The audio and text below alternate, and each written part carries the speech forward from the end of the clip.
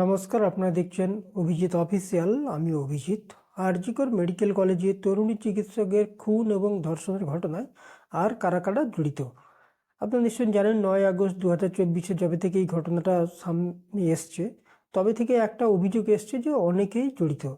মানে বিভিন্ন সংবাদ মাধ্যম থেকে, সোশ্যাল মিডিয়া থেকে, বিভিন্ন ডক্টর সংগঠন থেকে, নির্যাতিতার পরিবার, সবারই একটা দাবি যে অনেকেই জড়িত। শুধু একজন মুখ্য অভিযুক্ত যাকে করা হয়েছে সঞ্জয় রায়, সে না, সে জড়িত, কিন্তু তার সঙ্গে আরও অনেকে জড়িত। কিন্তু এই আরও কারা বা আর কারা কারা জড়িত সেটা কিন্তু কেউ জানে না। সেটা নির্যাতিতার পরিবারও জানে না কারা কারা জড়িত। ওনারা কিছু কিছু নাম বলছেন, সেগুলো আন্দাজে, যদিও ওনাদের কাছে প্রমাণ আছে বলে মনে হয় না। তেমনি কিছু বিরোধী দলের নেতা নেত্রীরাও বিভিন্ন অভিযোগ করছেন যে আরও অনেকে জড়িত, কিন্তু কারা জড়িত বলতে পারছেন না। এবার হচ্ছে জুনিয়র ডক্টরসদের সংগঠনের বিভিন্নজন বলছেন আরও অনেকে জড়িত, কিন্তু কারা জড়িত ওনারাও বলতে পারছেন না। তেমনি আমি সোমা বলছি ইত্যাদি যেসব কল রেকর্ড ভাইরাল হয়েছিল, সেখানে কিন্তু কারা কারা জড়িত সেটা বলা হচ্ছে না, কিন্তু এমন একটা প্লট সাজানো হচ্ছে যাতে মনে হচ্ছে অনেকেই জড়িত।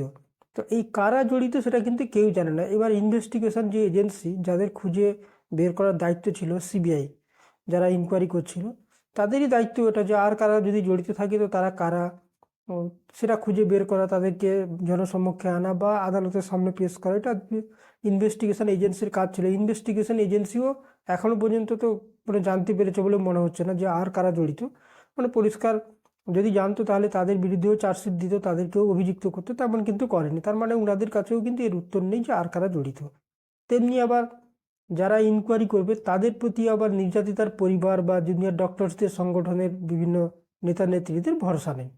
তাহলে যদি আমি যদি তর্কের খাতিরে ধরেও নিই যে আরও অনেকে জড়িত, সেই জড়িত কারা সেটা খুঁজে বের করবে কে? সাধারণ মানুষ তো বের করতে পারবে না, সেটা কোনো ইনভেস্টিগেশন এজেন্সি বা তদন্তকারী সংস্থা তারা বের করতে পারে।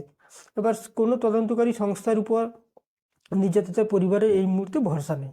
সেটা রাজ্য পুলিশের উপর ভরসা নেই, কেন্দ্র পুলিশ মানে সিবিআই, তাদের প্রতিও ভরসা নেই। তাহলে এই খুঁজে বের করবে কে? শুধু উই ওয়ান্ট জাস্টিস বা আরও জড়িত যারা তাদেরকে বিচার চাই, এই কথা বললে কিন্তু আলটিমেটলি বিচার হবে বলে মনে হয় না।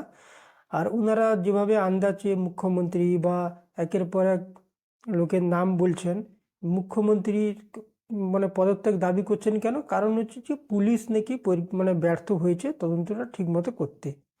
তো সেক্ষেত্রে যদি পুলিশ ব্যর্থ হয়, তার দায়িত্ব যদি মুখ্যমন্ত্রী নিতে হয়, তাহলে সিবিআই ব্যর্থ হয়েছে, তার দায়িত্ব প্রধানমন্ত্রী বা কেন্দ্রীয় স্বরাষ্ট্রমন্ত্রী কেন নেবেন না? তারও তো পদত্যাগ দাবি করা উচিত। কিন্তু ওনারা আবার দেখা যাচ্ছে যে শুভেন্দু অধিকারী, যিনি আবার বিজেপিরই মানে বিরোধী দলনেতা রাজ্যে, উনার সাপোর্ট নিচ্ছেন, বলছেন যে উনি সাপোর্ট করবেন, কিন্তু উনারই কেন্দ্রের সরকার, বিজেপি সরকারেরই সিবিআই, তারা ব্যর্থ, তাদের প্রতি ভরসা নেই, কিন্তু উনার দলের নেতার প্রতি ভরসা আছে। আবার রাজ্য পুলিশের উপর ভরসা নেই, রাজ্যের মুখ্যমন্ত্রীরও ভরসা নেই। তো ঠিক আছে, রাজ্য পুলিশের উপর ভরসা নাও থাকতে পারে, মুখ্যমন্ত্রীর উপর নাও থাকতে পারে, তাহলে সিবিআইয়ের উপর যদি আপনাদের ভরসা নেই, তাহলে সিবিআইকে যারা পরিচালনা করছে তাদের উপর আপনাদের কি করে ভরসা চলে গেল? তো এগুলো একটা মানে অদ্ভুত ধরনের সব ঘটনা ঘটছে। কারণ দেখা যাচ্ছে, আপনারা নিশ্চয়ই জানেন, আমাদের রাজ্যে প্রায় প্রত্যেকটা ক্ষেত্রে আগে শুভেন্দু অধিকারী একটা কথা বলতো, এর বাড়িতে সিবিআই যাবে, তার বাড়িতে ইডি যাবে। মোটামুটি যেহেতু ওনাদের দলের কেন্দ্রীয় নেতারা রয়েছেন অমিত শাহজির আন্ডারে বা প্রধানমন্ত্রী দপ্তরের আন্ডারে সিবিআই কন্ট্রোল হয়, মানে সিবিআই অ্যাকচুয়ালি প্রধানমন্ত্রী দপ্তরের আন্ডারে পড়ে, কিন্তু মেনলি কেন্দ্রীয় স্বরাষ্ট্রমন্ত্রী কন্ট্রোল করে, মানে অমিত শাহ।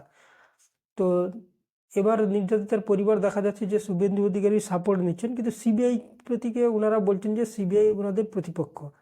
তাহলে যে সিবিআই ওনাদের প্রতিপক্ষ, তাকে যারা পরিচালিত করছে তারা কি করে ওনাদের বন্ধু হতে পারে? এটা তো আমার মাথায় কমসে কম ঢুকছে না। তো যাই হোক, ওনারা সুপ্রিম কোর্টে একটা পিটিশন জমা দিয়েছিলেন, যেখানে জানিয়েছিলেন যে সিবিআই তদন্তে ওনাদের ভরসা নেই। এবার ঘটনা হচ্ছে, যদি সিবিআই তদন্তে ওনারা ভরসা না দেখাতে পারেন, সিবিআই অলরেডি একজনকে মুখ্য অভিযুক্ত করে তার শাস্তিও ঘোষণা হয়ে গেছে শিয়ালদা কোর্টের নিম্ন আদালতে। যদি সেই ইনকোয়ারিতে যদি প্রশ্ন উঠে যায়, তাহলে ওই যে শাস্তি ঘোষণা হয়েছে ও তো খালাস পেয়ে যেতে পারে। এবং যেটা যা মনে হচ্ছে, এই যে তালগোল পাকানো কাহিনী সব চলছে, বা নির্যাতিতার পরিবারও এক ধরনের কারোর প্রতি ইমপ্রেসড হয়ে বা কারোর দ্বারা ইনফ্লুয়েন্স হয়ে যেভাবে কথাবার্তা বলছেন, তাতে আলটিমেট বা যে ধরনের কাজকর্ম করছে, আগামী দিনে আমার মনে হচ্ছে নির্যাতিতার পরিবার সুপ্রিম কোর্টে কী আবেদন করবে সেটা তো জানা নেই, কিন্তু এই মুখ্য অভিযুক্ত যিনি সঞ্জয় রায় রয়েছেন, তিনি হয়তো শেষ পর্যন্ত মানে ওনার শাস্তি কমে যেতে পারে বা বেকসুর খালাসও হয়ে যেতে পারে। তো দেখা যাক আগামী দিনে কি হয়, কিন্তু যেভাবে সব ঘটনাকে মানে একটা তালগোল পাকিয়ে যাচ্ছে বা বিভিন্ন ধরনের একটা মিস্ট্রি মনে হচ্ছে, মানে রহস্য মনে হচ্ছে বিভিন্নভাবে, মানে জুনিয়র সংগঠন যারা ডক্টর সংগঠনও ওনাদেরা যেভাবে আন্দোলন করছিল, তো ওনাদের আন্দোলনকেও নিয়ে এখন বিভিন্ন ধরনের প্রশ্ন উঠছে, কারণ ওরা একটা ইভেন্ট ম্যানেজমেন্ট সংস্থাকে দিয়ে এইসব আন্দোলন করছিলেন। তো এইগুলো দ্বারা সব কিছু যেমন একটা ওলটপালট হচ্ছে, তো আলটিমেটলি কিন্তু সঞ্জয় রায় শেষ পর্যন্ত ওর যে কী হবে সেটা বলা মুশকিল। এবং আমার নিজের ব্যক্তিগত মতামত যে উপরের দিকে গেলে হয়তো ওর শাস্তি কমে যেতে পারে, মানে সুপ্রিম কোর্টের কথা বলছি। নিশ্চয়ই যাবে কেসটা একসময় সুপ্রিম কোর্টেও, হয় ওটার শাস্তি কমে যেতে পারে বা হয়তো বেকসুর খালাসও হয়ে যেতে পারে। যেভাবে যা দেখছি নিম্ন আদালতে বিচারকের রায় বা বিভিন্ন মানে মিডিয়াতে যেভাবে খবর প্রকাশ হচ্ছে বা বিভিন্ন নির্যাতিতার পরিবারও যেদিকে যেভাবে পিটিশন জমা করছে, আলটিমেটলি কিন্তু সমস্ত জিনিস কিন্তু তালগোল পাকিয়ে যাওয়ার একটা সম্ভাবনা রয়েছে। তো দেখা যাক আগামী দিনে কি হয়, তার জন্য আমরা নিশ্চয়ই অপেক্ষা করব। আজকে এই পর্যন্ত। আপনারা ভালো থাকবেন, সুস্থ থাকবেন। ধন্যবাদ।